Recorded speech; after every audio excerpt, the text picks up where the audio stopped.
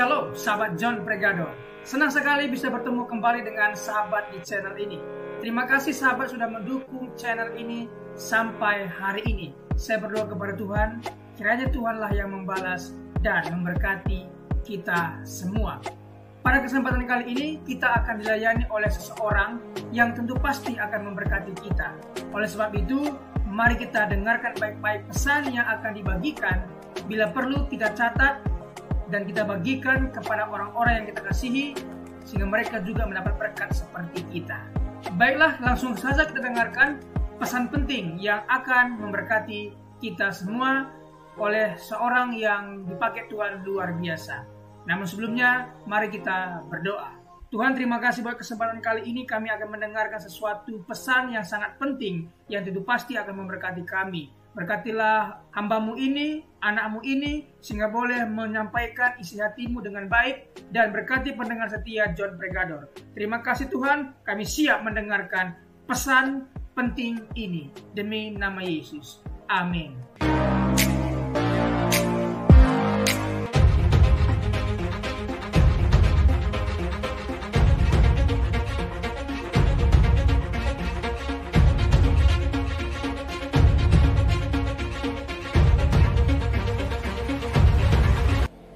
Tidak ada ilmu baru dalam setan, itu tidak ada.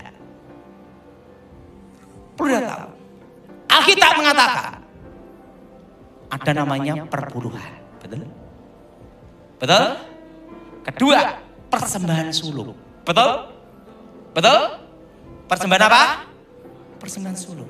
Ketiga, persembahan kasih, betul? Betul? Coba saudara perhatiin. Semua orang yang minta ke setan penglarisan, gitu.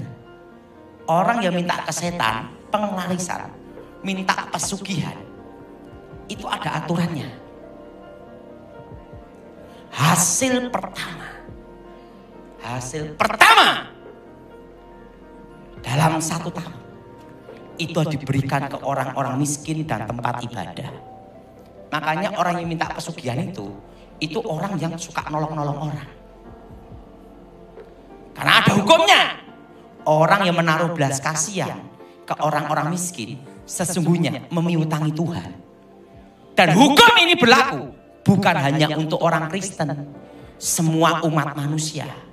Hanya bedanya kalau kita percaya Yesus dijamin masuk surga. Tapi hukum tabur tuai ini berlaku.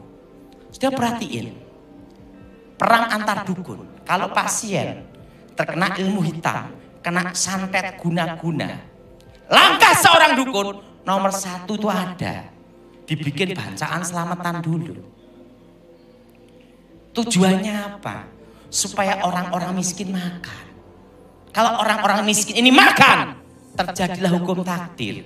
Siapa yang menabur dia menuai.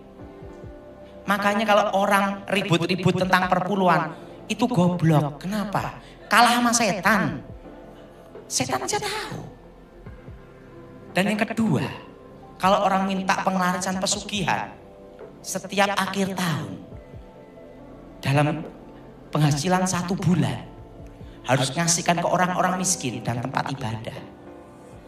Setahun dalam 1 bulan, setahun 12 bulan. Nanti ada 1 bulan khusus diberikan ke tempat ibadah dan orang-orang miskin. Dan itu harus. Dan kalau tidak dilakukan, bangkrut. Bayangkan, setan aja tahu. Itu bukan lagi perpuluhan. 1 bulan dalam 12. Makanya kalau orang bisnis minta penglarisan, kanan kiri harus banyak ditolong. Nah, ini jadi pertanyaan. Kita umat Tuhan kalah sama setan, malu enggak? Malu, betul? Makanya kalau orang yang ngakunya umat Tuhan ribut perpuluhan, malu sama setan, betul? Setan aja tahu, setan tuh tahu. Orang kalau suka nolong, suka memberi, enggak bisa disantet, enggak bisa dikasih tanah kuburan, sekalipun 1 tronton, enggak enak. Kenapa? Ada hukum di sini. Ada hukum garis takdir di sini. Dan itu tidak bisa dilawan. Makanya Kalau saya dimintai tolong doa, satu restoran, tiba-tiba kena guna-guna tanah kuburan, langsung saya tahu ini pasti pelit. Persembahannya pun pasti pelit juga. Kenapa pelit? Karena tahu bisa kena pasti pelit. Kalau enggak pelit, enggak mungkin kena. Karena ada hukum di sini. Jelas? Jelas? Nah, tapi ingat saya melayani bukan cari persembahan, bukan. Saya tahu, oh ini bang pelit. Tahu. Nah, kenapa orang pelit? Itu juga menikah. Itu bicara apa? Karakter. Apa saudara? Dan karakter itu bisa berubah enggak? Bisa.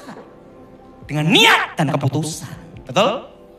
Segala sesuatu kalau dengan niat, keputusan baru bisa. Terima kasih sahabat sudah mendengarkan penjelasan dari hambanya Evangelis Daud Tony perihal tentang memberi dan berbelas kasihan kepada mereka yang lemah.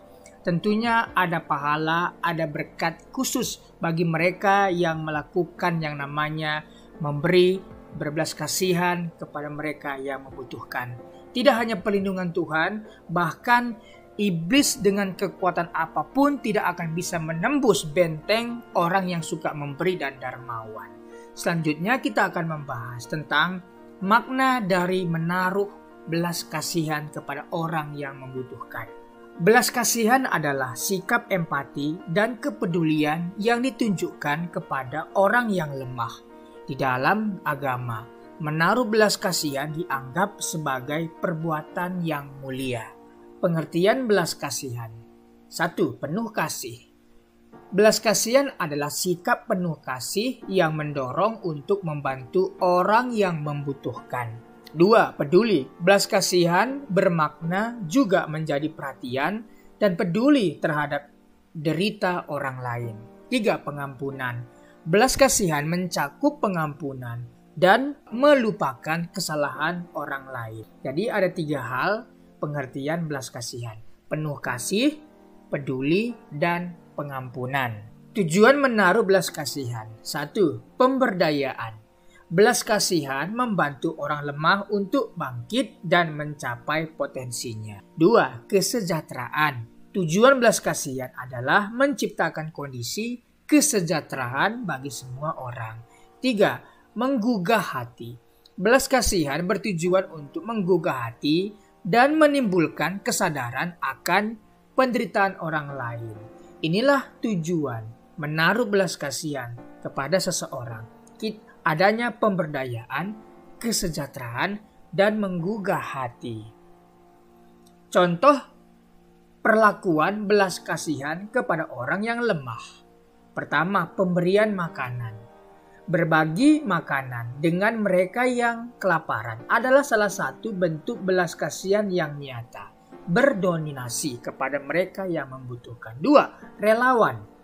Menjadi relawan di organisasi sosial membantu orang yang lemah dan membutuhkan. 3. Mendengarkan dengan penuh perhatian. Mendengarkan orang yang lemah dan memahami situasinya adalah penghargaan dan belas kasihan yang luar biasa. Inilah contoh-contoh perlakuan belas kasihan kepada orang yang lemah. Pemberian makanan, relawan, dan juga mendengarkan dengan penuh perhatian.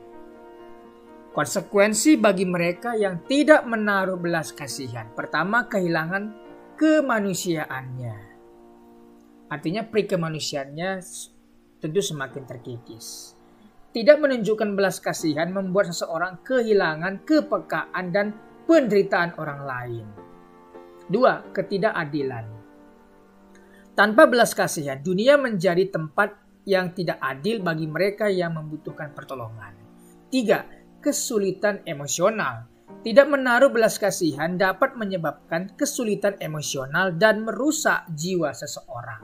Dan masih banyak lagi konsekuensi bagi mereka yang tidak menaruh belas kasihan. Tidak ada keprikemanusiaan bagi mereka yang membutuhkan.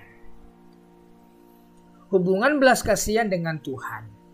1. Nilai agama. Apapun agama kita tentunya akan diajarkan atau mengajarkan tentang belas kasihan kepada mereka yang membutuhkan.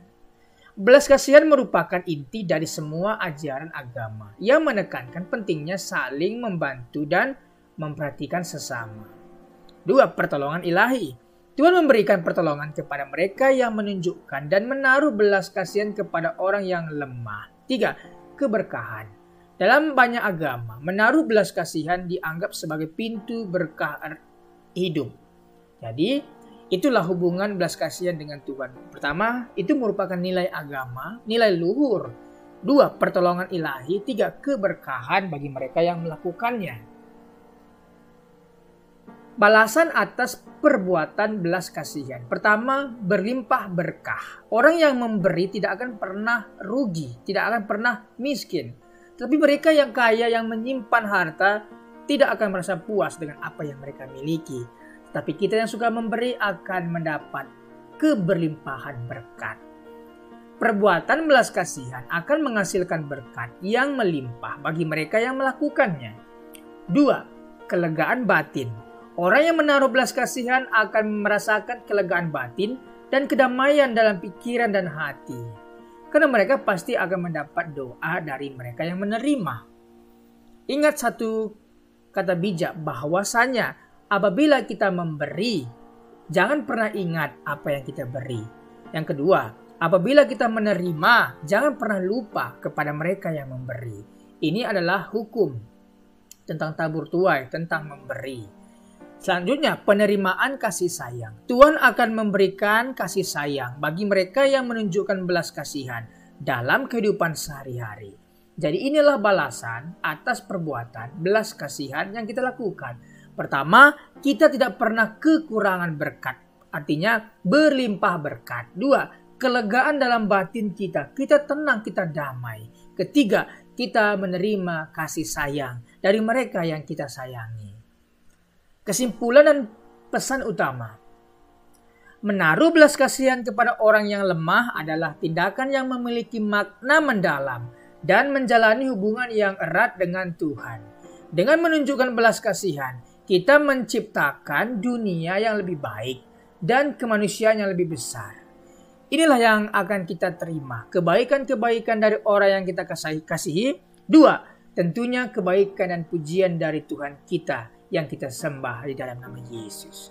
Jadi mulai hari ini, marilah mengambil sikap dan perilaku tindakan berbelas kasihan kepada setiap manusia yang tentu yang membutuhkan. Maka pertolongan kita yang datangnya dari Tuhan tidak akan memberikan kita kekurangan.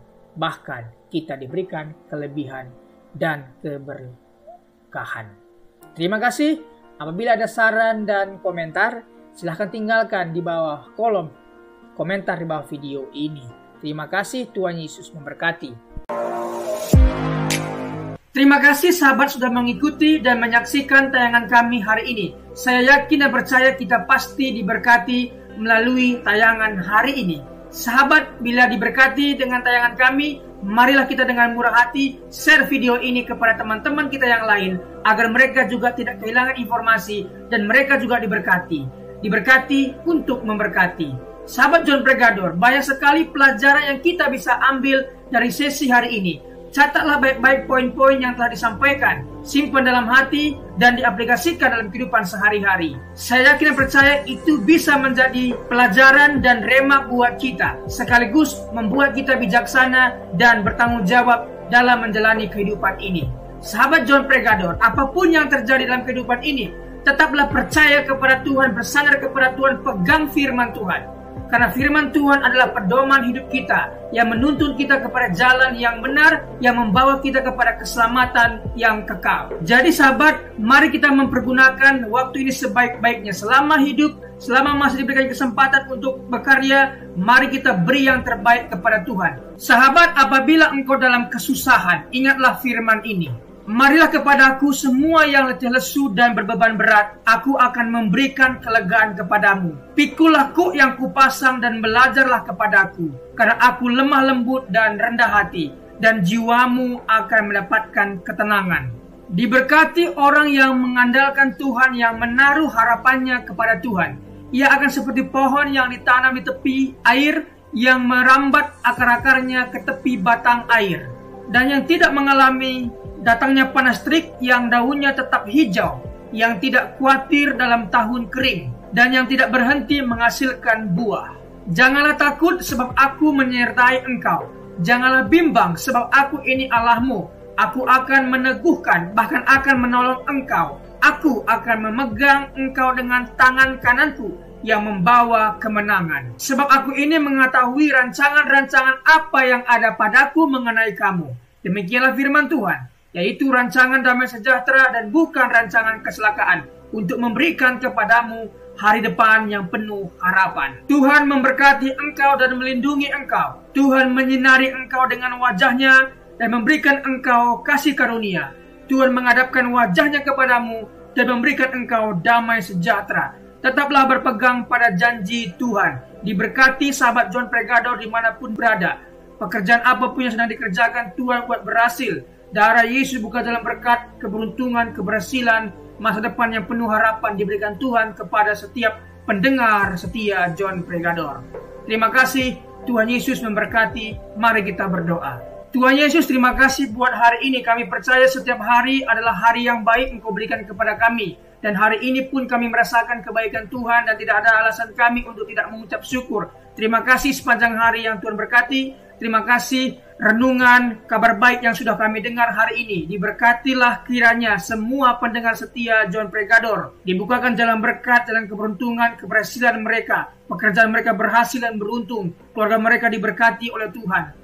Terima kasih Tuhan Yesus. Pertemukan kami di hari-hari berikutnya dengan keadaan sehat dan baik, diberkati oleh Tuhan Yesus. Terima kasih buat pembicara narasumber hari ini. Diberkati pekerjaan, usaha, bisnis apapun yang mereka kerjakan. Tuhan buat berhasil dan beruntung.